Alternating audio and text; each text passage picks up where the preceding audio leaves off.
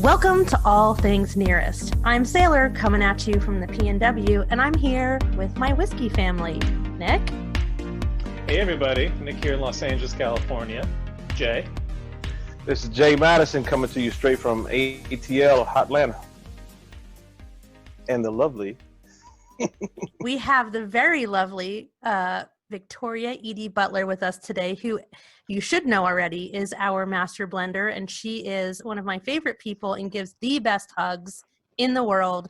Welcome, Victoria. Hello, everybody. Hey, Vicky. Yay! All right. Well, we are here to bring you kind of behind the scenes, inside the brand, the people that make up the brand, unprecedented access to us as we all come to you from our home studios. Ta-da! As we are quarantined like everyone else, we still want to stay together and keep the whiskey fabric together and bring you content and keep telling the story as it evolves daily. So, Jay, why don't you take it away? Well, first of all, very happy to be here, have Victoria here with us and give us an unprecedented look behind the curtain as to what really is, kind of more so the family history. Everyone knows, or most people know about the story of Uncle Nearest, but we want to know the story about Victoria, like what it was like for you growing up, your family, days of being in Tennessee, the times growing up in Tennessee, and bringing us up to this moment, which is a beautiful time right now. So without any further ado, just tell me, tell us where you were born, mom and dad, siblings, and all that good stuff, Miss Victoria. Okay. I was born and raised, actually born in Shelbyville, Tennessee. I was raised in Lynchburg, Tennessee.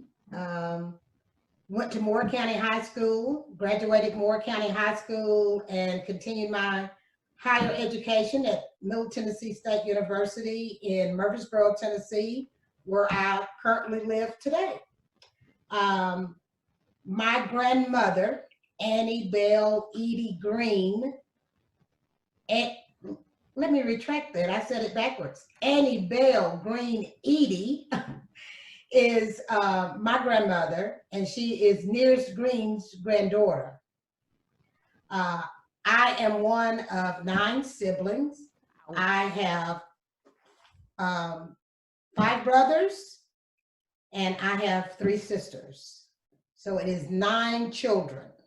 Wow. Wow. That's a big family. Yes, it is. It is. Growing up, imagine homeschooling 9 kids. Growing up, you're fussing and fighting and clawing at each other.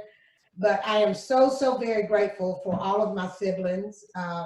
We spend as much time together as we possibly can. We have what we call Siblings Day, where we get together and just cook out, play cards. Just a time for us to hang out together with our partners, our husbands, wives, children, and just spend time together enjoying one another's company. My dad passed away about 14 years ago, 15 years ago now, but we are fortunate to still have my mother, our mother, and so we still spend time together as much as possible. Life has changed quite a bit lately due to the virus. So we haven't spent any time together as a group since all of this happened, but we are each spending time with our mother. So we are fortunate to have one another. I love being from a big family. My grandmother had a big family, so I have a bunch of cousins, and we all get together, and we have what we call Cousins Day. I guess that's a country thing. We just make up reasons to hang out, So, but the Eady crew, my mom's side of the family, we are very close, and we do enjoy each other's company. We are each other's best friends outside, inside of our family. We are all best friends. And then, of course, we have outside interests and friends as well. That's so nice. So there is a photo of the opening of and I'm not sure actually what we call it. If we call it the nearest green room at the Jack Daniel's distillery, is that what you call it?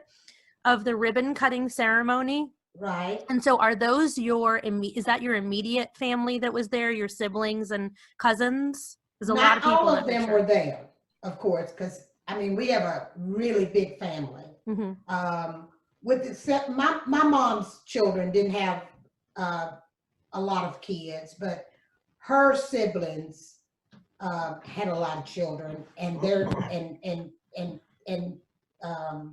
so there's a lot of cousins. Okay. So no, all of them at the ribbon ceremony cutting were not my immediate family, but we were all family. Okay. Got it. All of my siblings were not able to be there that day, nor were my nieces and nephews. So everybody wasn't there, but everybody, of course, in that picture, those are all family. Sounds like you wouldn't have fit in the room if you were all there. We definitely wouldn't have fit in front of the area dedicated to nearest green. Okay. Yeah. I love it. Hey, Victoria. Victoria, how many of your family work in whiskey? I have 2 sisters and a brother who work at Jack Daniel. So it's myself, of course, and then 3 of my siblings. Have they been there their whole careers or majority of their careers? The majority of their careers. My oldest sister has been there about 40 years, maybe 41 now. Wow. Wow. And then our youngest sister, she's probably been there, you know, I don't want to stretch it, but I would say at least 15, 20 years. And then I can't remember when our youngest brother started, but he's been there a long time as well. Very cool. And so Sherry worked with, was it your brother or your brother and your sister? My mama's brother. Your mom's brother. Gotcha. Okay. Yeah. Okay. Got it. Very cool. Yeah. And it's kind of funny. She worked with Uncle Bus. His real name is Elsie, Eady, but everybody called him Bus, including people at work. So, yeah, Sherry and Uncle Bus probably worked together 20, 25 years at Jack Daniel. And of course, as you all know, I've known Sherry most of my life. You know, she would come down in the summer, spend time with her grandmother. And she and my sister, Debbie, they became close. And so Sherry would spend evenings sitting on my grandmother's porch with the rest of my family. And that's so unique because I don't know if a lot of people know the fact that Sherry, when we refer to Sherry Moore is our director of whiskey operations, and the fact that she a history of working at Jack Daniel's for over 31 years, and then coming out of retirement and being our director of whiskey operations, pretty much running our whiskey and everything. And then the fact that you two have in a sense reunited to work together, and the fact that you all grew up together, it's kind of unique how, you know, the families are still, you know, tight after all this time and reconnected. So I think that's really I loved it. I never thought, of course, that I would have an opportunity to work with Sherry, but I love it. I've learned a lot from Sherry since coming aboard with the team. As we all know, and most people know now, Sherry is the whiskey nerd of all time. You know, she's all things whiskey. Very, very smart when it comes to distilling. So I love working with her, and we have a beautiful friendship. So I'm thankful for that. Oh yeah, and I mean I think it's hilarious too when seeing you all together at the distillery and just truly just watching you all cut up. I mean that's got to be very unique in regards to you work together, but also too, you know, I know how bad it would be if I was working with a family friend from back in the day, and just to see you all going, you know, having a good time going back and forth. That's unique, and I don't think that happens a lot of times in a lot of places. So really appreciate the fact. I don't think so either, and it's really special knowing that she worked. I mean, she and Uncle Buzz worked side by side for all those years. So now that I am doing the same thing, it's pretty special. It's pretty special. And of course, you know, I love Sherry. She's, you say family friend, you know, she's like family. So it's pretty awesome. It's pretty That's awesome. great. Hey, Victoria, I wanted to ask you because we all are stewards or ambassadors for this company, and we're all sharing your family's story and your family's legacy. And we're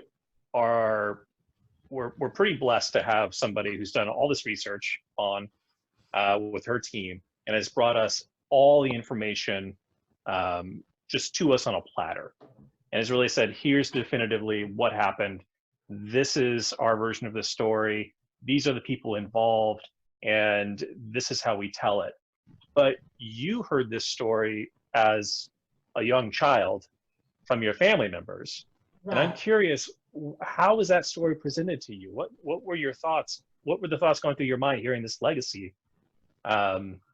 Which just blows all of our minds. Nick, to be totally transparent and honest, when I was growing up, I didn't make a big deal of it.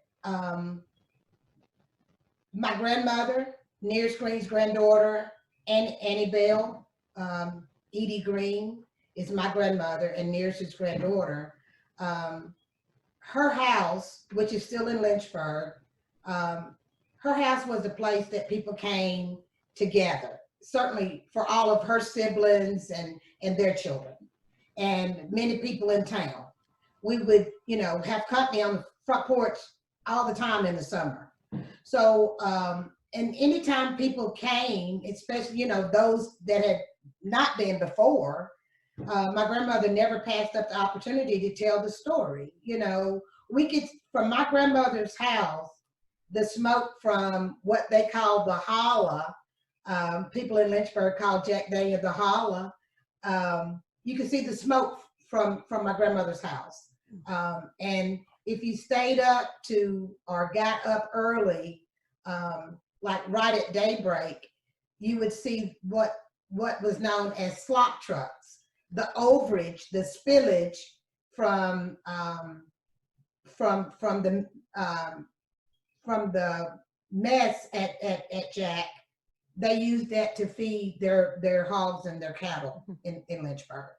From the sour mash that was being made, so there would be an overage or a spillage, and the people in the county, the farmers in the county, would come there and fill up their tanks to feed their cattle. Happy cattle. So my grandmother always told the story, you know, hey, you do realize that my grandfather is responsible for teaching Jack Daniel how to make whiskey, how to distill whiskey. And so I, you know, it always resonated with me that my grandfather was someone special, because Jack Daniel was so special. The brand was so special. If it wasn't for Jack, Lynchburg probably wouldn't even be on the map. You know, it's very, very small town. Back in the day, the counties, your license plate carried the county seat, the number. I think Lynchburg was 95. I'm trying to remember. I think that's right. So it's very, very small. Everybody knew everyone, you know. So the townspeople knew my grandfather's story. I'm not sure all of them knew the extent of the story, you know, what his true contribution was to Jack Daniel and the distillery. But for me, I grew up knowing it, so it was no big deal, I guess. But I always shared, you know, like when I went to college, I definitely shared the story with people that when I met them in Murfreesboro. So like my grandmother, you know, I would tell people, and my siblings did too, and so did my mom and her siblings. But I'm not sure that it ran as deep.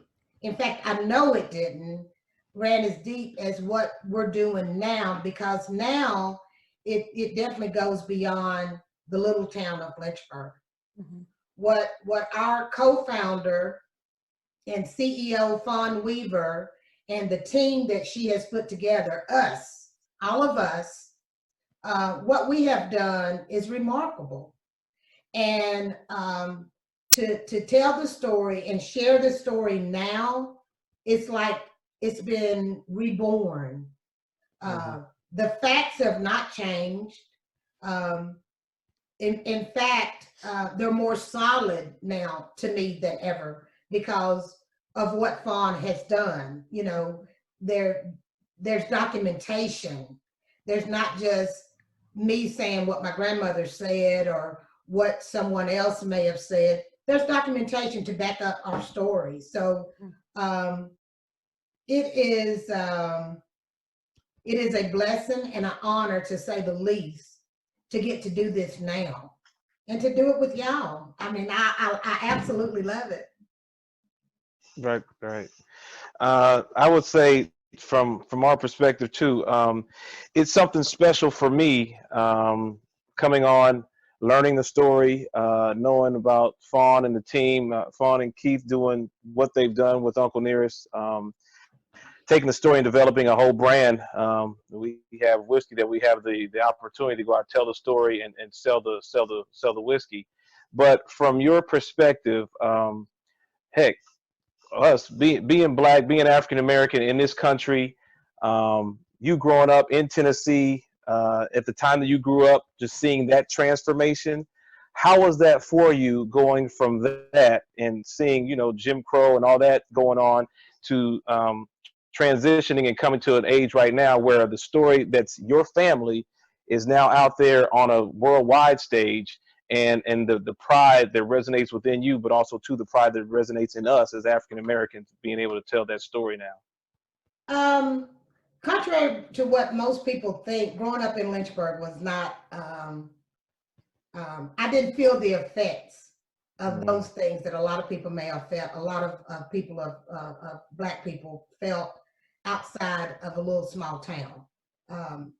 I grew up. Right. Now, why would you think that is, Victoria?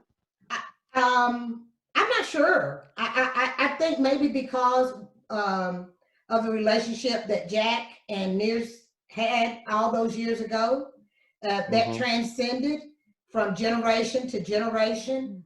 And you know, we didn't have those type of racial tensions in Lynchburg. That is so mind-blowing to me, yeah, because of what we know of the South in the United States during this time. I strangely moved to a very tiny town in Arkansas in 1981, and now I come from New York City originally, and we only lasted a year there.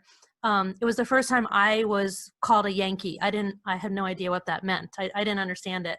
I also came from a very, very Greek neighborhood in one of the most diverse cities in the country at the time, and experienced things. And this was in 1981, forget the 70s and the 60s, you know, in the South. And I had never experienced the South like this before. The South to us was Florida, Fort Lauderdale, which is basically warm New York, you know? And so when I witnessed this, the words and the racist terminology the children my age were using, and it was acceptable to the school teachers, was mind-blowing to me. And I didn't understand it. And for them, it was just commonplace and normal. But it created a stigma to me of, oh, this is what the South is. This is what the South is made up. And of course, that's fair and unfair, right?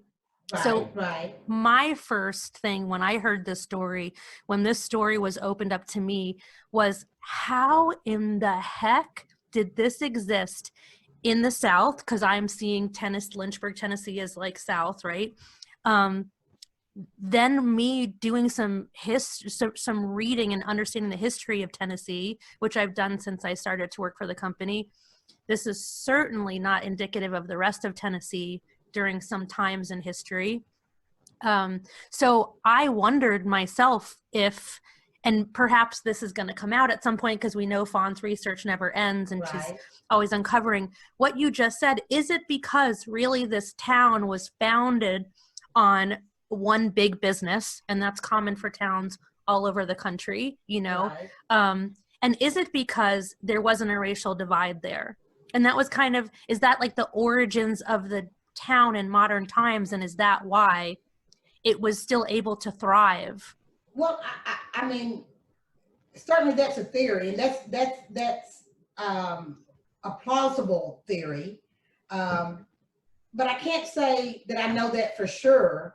But I can say that, you know, I just never felt different from anyone else. I was never treated different, not in Lynchburg. Now, I had a couple of times where it was made known to me that you are a little black girl, but it was never in Lynchburg, you know. My best friends growing up were Caucasian girls, you know. The best guy friend I had growing up was a little red-headed white dude who now still sells insurance in Cookville, you know. So I just didn't, I never felt that at home. Lynchburg was home. I always felt comfortable, welcome at everybody's house, every event, every grocery store, everything, you know. So I never felt that growing up. Now, when I went to college, that was different. I was awakened to a different lifestyle, you know, but never at home, never at home. And while I've been gone since '79, Lynchburg will always be home. We still have my grandmother's house there. My mama's sister's house is still next door. My cousin still lives there. You all have heard me talk about my Aunt Deal, who is on the picture, on some of the photos, and she's on the picture with our story. She's right at the end. In the movie? Leola Dismukes, her son still lived in Lynchburg. So I still have family ties there. And so Lynchburg will always be home. But far as having racial issues, no. Do you think it that's never happened with me? Do you think maybe that's also another reason why the story has been so embraced in Tennessee as well? That sure, the people of Lynchburg would understand, you know, how important, for example, the Lincoln County process is to the state as a whole, to industry. But do you think that's also why it's been embraced so well, this story, because of that unique environment in Lynchburg? Yeah, that probably plays into it. I think that people are always not looking for, but certainly open to the truth.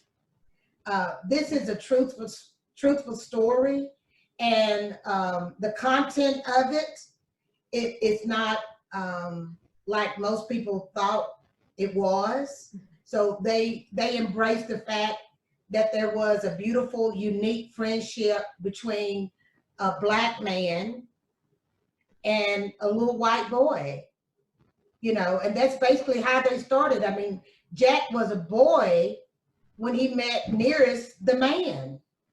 So I think people embrace the fact that as Jack grew into a man, his relationship with Nearest and his family grew all the more closer. They became, you know, closer, you know, with Nearest's sons and grandsons. And then the families continued to be close. My family with Jack Daniels' great nephew's families. And, you know, we have always had a great relationship with the descendants on Jack Daniels' side. So, yeah, I think so. And it's a I don't want to say a feel-good story because it's true. So I don't ever want to use those type of words to fluff it up. because it's not needed. But the story is true, but there is love and honor in that story. And I think people embrace that. You know, we have enough other things in the world that are not nice or true or heartwarming. This is heartwarming. It's true. And then we make fantastic whiskey. You know? Fantastic. That we do. Right, right. And I think too what you were leading into from the point of from the African American standpoint of this, it's something where you're very, very proud of. You know, you kind of stick your chest out, and it's funny to me from my perspective seeing that how people have truly gravitated. It's folks that aren't even whiskey drinkers that are talking about, you know, having Uncle Nearest, making sure they have Uncle Nearest and supporting the brand, and I love that and I appreciate that, and it's been something that you know, it doesn't happen often. So therefore, when something like this happens, it kind of really it really takes off. It does. And then the fact that the level which we're doing it too. Truthfully, you know, as an African American woman, even if I had no relation to the brand, no bloodline connection, I still would want to be a part of it. But because I am a bloodline descendant,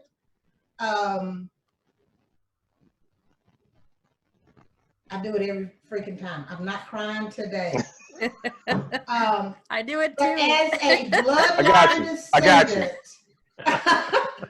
as a bloodline descendant of Nearest Green, to be able to continue the legacy that this wonderful and smart man started, it's unbelievable.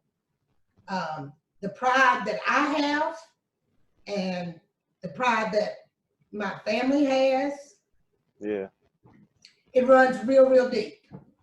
So as a African American woman, to be able to support and be a mouthpiece for this brand, unbelievable, you know. As I said before, there's a lot of ugliness and distractions going on in our world, but this isn't one of them. You know, to be able to honor a story, share a story, support a story that had gone untold for more than 160 years, to be able to do that on a daily basis, it's beyond what I ever thought possible. And then to know that the man who we honor, his blood runs through my veins. Wow. It still gives me chills. It still gives me chills. And not only does his blood run through your veins, but it's the whiskey blood. Come on now. We know the whiskey blood is a real legit thing. Like it is true. And I am looking for, I think I know in my own bloodline who I got this from, because my great grandfather would distill in his basement during Prohibition and did that till I was a little girl. And my great grandmother would be hysterical that he was going to blow the house up, not understanding. It was a tiny little, so not going to blow anything up, you know, but.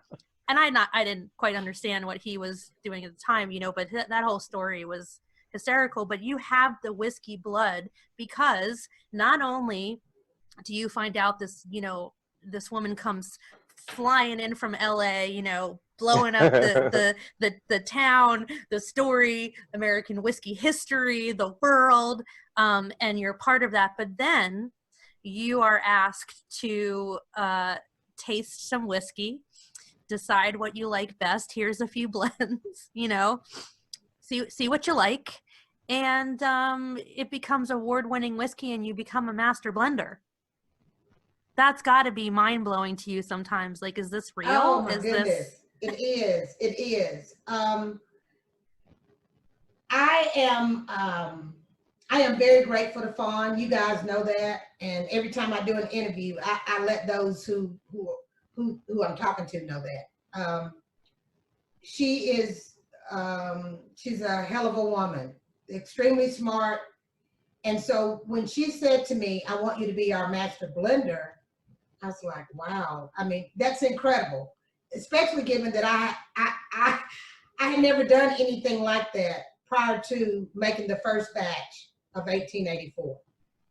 Prior to going into the lab and curating that first batch of 1884, I didn't have any experience in doing that. But between the second and the third batch, that's when it really resonated with me. Fawn is right. I'm pretty damn good at this. I would say so. The reception to the whiskey and the awards and people's reaction would definitely Undeniable. solidify that. Yeah. And so it's Double gold verifies that for sure. Yeah. it does. and realizing and knowing that I didn't have the education or the experience that a lot of master blenders have. Mm-hmm. I accept the fact and know for sure it really is in my blood. Mm-hmm.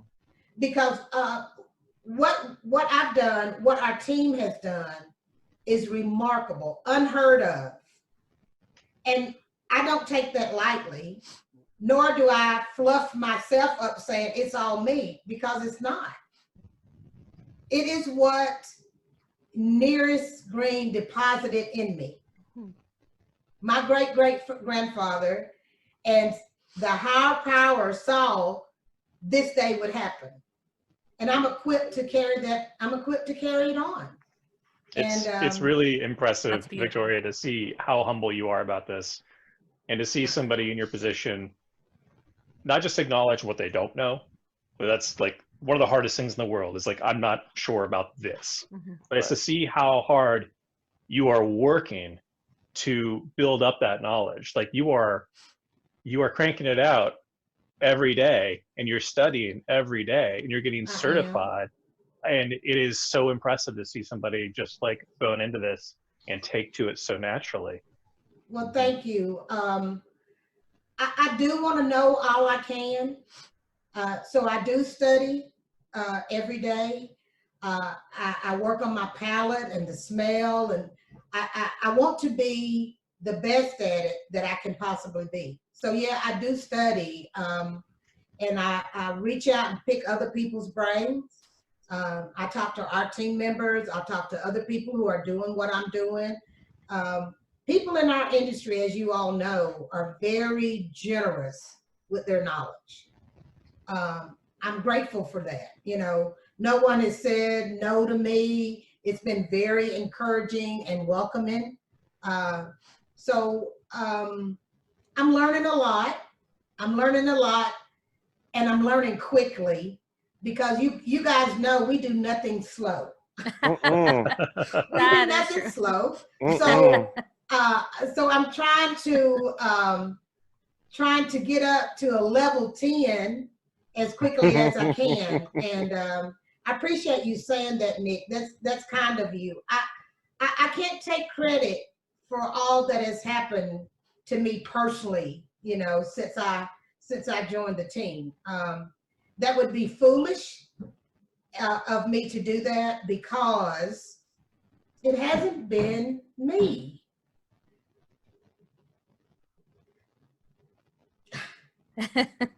I've had so much encouragement from our team, especially from Fawn and Keith Weaver, from Sherry Moore, from all of you guys. And then I have a wonderful family. As I said in the beginning, my siblings they're fantastic. So I come from good stock. And then I have a circle of friends that I wouldn't trade for anything in this world. When I started this thing, it's been a year, y'all. I've been on the team a year. So when I came to the team last March, started working, and as I said, we do nothing slow. So I was going 100 miles an hour. My girl squad, my girlfriends, their spouses, my family, and then of course all of you guys. You were there for me, you know, and so that gave me the strength and the courage to jump in and do something I had never done before, and it has been one hell of a ride in just 12 months. 12 months. That doesn't even seem right when I say it. I've only been doing this a year. Well, I Right. tell So you, I'm trying to do more and more and more and more, but I can't take credit for everything that has happened these past 12 months because I've had a wonderful crew of people in my corner. So I'm grateful for that. well, I definitely feel that it is our duty and part of our purpose to give you that support, to honor your family this way. It's a long time coming, and you deserve all the support in this world. It makes so much sense to have a family member in a role like this for our brand, because this brand, you'll hear us say family, family, family all the time, but I think the great thing about what we're going to bring every Monday is you're going to see that it really is family, family, family, Yes. truly. Right on, right on. You brought up something that ties into our interview last week with Sherry. Her experience back in the day in distilleries was, if you had an education, you were an idiot. If you learned by doing, you were Right. smarter than. And that Right. is of course, I think there's a balance of both, but it doesn't matter how you got there. It doesn't matter if you're good at it. But, that your point backs up that point that, she would say she learned from guys that would go, smell that? And they would know something before anybody with computers and stuff would know. Right. And Right. that's what you're doing. That's literally, you are taking the environment around you. You have a special spirit guiding you. We always say there's the spirit with the spirit. Yes. You have Absolutely. family around you, whether they be Uncle Nearest family or your own family, a combination of all of that. I just to wrap this up, because we're out of time, we are so lucky to have you. And we ended up crying when you came out to Seattle at our whiskey dinner. That always happens, doesn't it? The whole room was crying. I mean, that was a special moment. That's going to be up there for me for a really long time. To see so many women in the room. She brings the tears. It was so natural in that moment, which would seem strange, a room full of strangers, right? But at that point, we weren't strangers anymore. But to watch these women, the questions they were asking of you, to see their experience happen was unbelievable and beautiful. And that is one of the things you bring to this brand, is the beauty and your heart and soul and your amazing palate. Thank you. I don't mean to cry, and I tease about being a crybaby now, but it's really heartfelt. And you would think that at some point that would kind of subside, but it hasn't, and I don't think that it will, because this thing is in my soul. And it's in y'all's as well.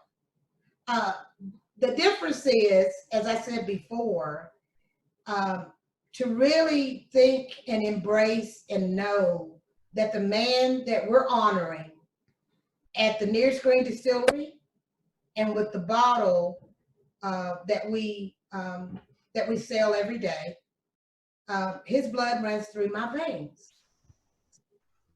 His granddaughter is my grandmother. That's special to me. Very. It is very special to me. And it's We're all special honored to all tell of your us. family's legacy. Yes. Absolutely. So Thank you so much. I wish we could spend, we could spend hours. Unfortunately, because of the internet gods, we have an allotted time, but thank you so much, Victoria, for being with us. And thank you to my Whiskey Brothers for hanging out with me today. This was All Things Nearest, and you can catch us every Monday all over the internet.